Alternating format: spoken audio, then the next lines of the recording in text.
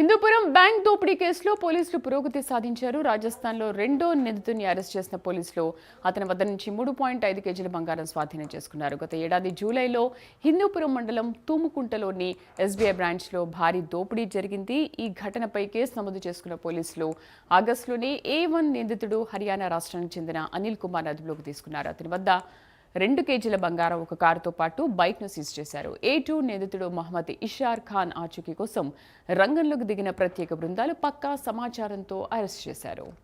తీసుకున్న వెంటనే చాలా దీన్ని మెల్ట్ చేసేస్తారు.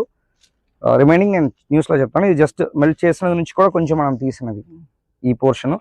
వాళ్ళు తీసుకున్న వెంటనే చాలా దీన్ని మెల్ట్ చేసేస్తారు. రిమైనింగ్ నేను న్యూస్లో చెప్తాను. ఇది జస్ట్ మెల్ట్ చేసిన నుంచి కూడా కొంచెం మనం తీసినది ఈ పోర్షన్. వాళ్ళు తీసుకున్న వెంటనే చాలా దీన్ని మెల్ట్ చేసేస్తారు. రిమైనింగ్ నేను న్యూస్లో చెప్తాను. ఇది జస్ట్ మెల్ట్ చేసిన నుంచి కూడా కొంచెం మనం తీసినది ఈ పోర్షన్.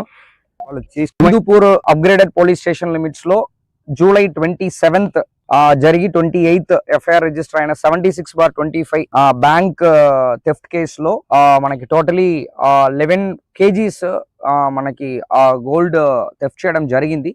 దీంట్లో 2 అక్యూజ్డ్ ఇన్వాల్వ్ అయ్యారు. ఒకరు ఏంటంటే అనిల్ కుమార్ పన్వర్, రెండవది మొహమ్మద్ ఇష్రార్ ఖాన్ అని చెప్పేసి ఇద్దరు ఇన్వాల్వ్ అయ్యారు. దీంట్లో అనిల్ కుమార్ పన్వారు హర్యానాకు చెందిన వ్యక్తి. అదేవిధంగా మన మొహమ్మద్ ఇష్రార్ ఖాన్ రాజస్థాన్ కరౌలీ డిస్ట్రిక్ట్ చెందిన వ్యక్తి. ఇతరు కూడా రెగ్యులర్ అఫెండర్స్. ఈ అనిల్ కుమార్ పన్వార్ పైన 14 కేసులు, మొహమ్మద్ ఇష్రార్ ఖాన్ పైన కూడా ఒక 4-5 కేసెస్ ఉంది. యాక్చువల్లీ మొహమ్మద్ ఇష్రార్ ఖాన్ అనే వ్యక్తి బైక్ అఫెండర్. వీళ్ళందరూ కూడా కలిసి కోయంబత్తూర్ జైల్లో కలిసి ఉండడం జరిగింది.